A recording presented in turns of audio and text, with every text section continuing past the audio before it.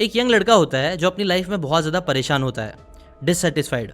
उसकी लाइफ आप बोल सकते हो एकदम होती है, कुछ भी चीज़ उसके हिसाब से नहीं चल रही होती है, वो बहुत उदास रहता है।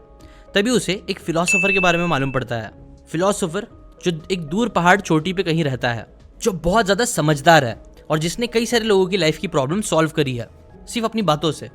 ना इस लड़के को जब फिलोसोफर के बारे में पता चलता है तो उससे रहा नहीं जाता। वो शहर से दूर बहुत मेहनत और मुशक्कत उठा के फाइनली उस फिलोसोफर के पास पहुंच जाता है। वो लड़का उस फिलोसोफर के पास जाके उसे बताता है, जब मैं छोटा बच्चा था तो जिंदगी बहुत आसान लगती थी।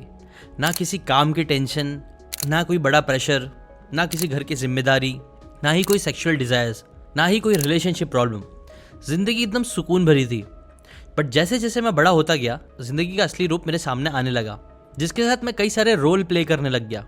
कभी मुझे रोल प्ले करना पड़ता एक अच्छे बेटे का, कभी एक अच्छे भाई का, कभी एक अच्छे दोस्त का, कभी एक अच्छा स्टूडेंट, कभी एक अच्छा बॉयफ्रेंड। और ये रोल्स वक्त के साथ साथ बढ़ते ही जा रहे हैं। उसके ऊपर से काम की टेंशन, पैसों की टेंशन, घर की टेंशन, ये सारी कॉम्प्लिकेटेड बातों में उलझ के मेरी लाइफ एकदम हो चुकी है और मैं कुछ भी अच्छे से नहीं कर पा रहा हूँ। सच में इस कॉम्प्लिकेटेड लाइफ का मैं क्या करूँ, मुझे कुछ समझ में नहीं आ रहा है।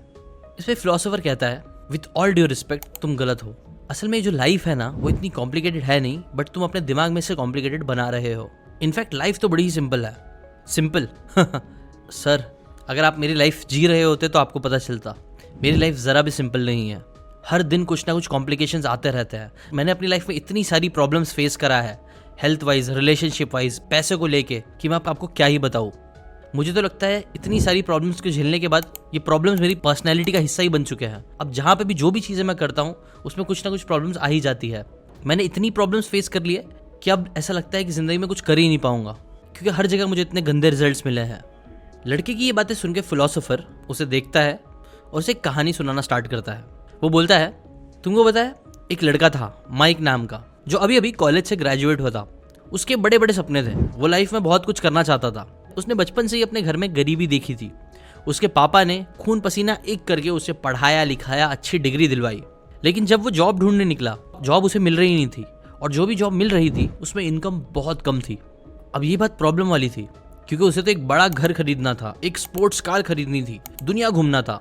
इनफैक्ट एक सपना तो उसका था ही कि वो एक बार जिंदगी में जापान जाए, जिस सपने को वो बचपन से देखता था।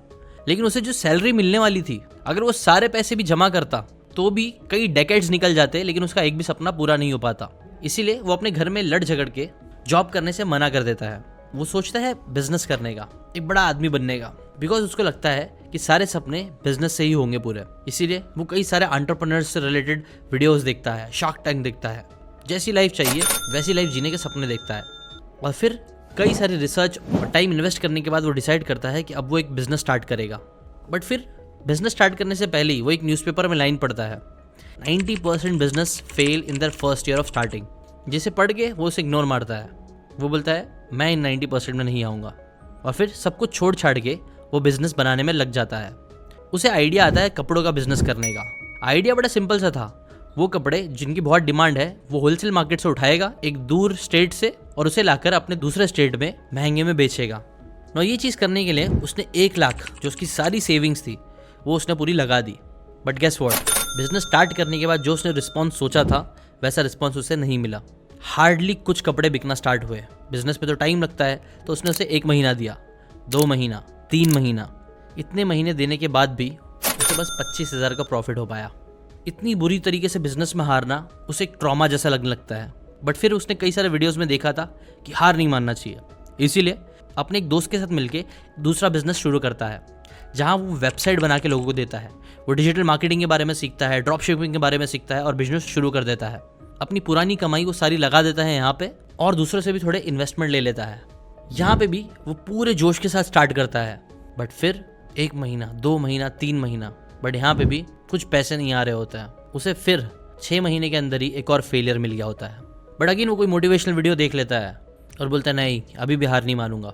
इसके बाद वो एक फैंसी जर्नल्स बेचने का डिसीजन लेता है, जर्नल मेडिटेशन से रिलेटेड। वो जर्नल्स बेचना स्टार्ट करता है। वो देखता है न्यू ईयर आने वाला है, तो बहुत सारे लोग जर्नलिंग करना स्टार्ट करेंगे न्यू ईयर में रेजोल्यूशंस के लिए।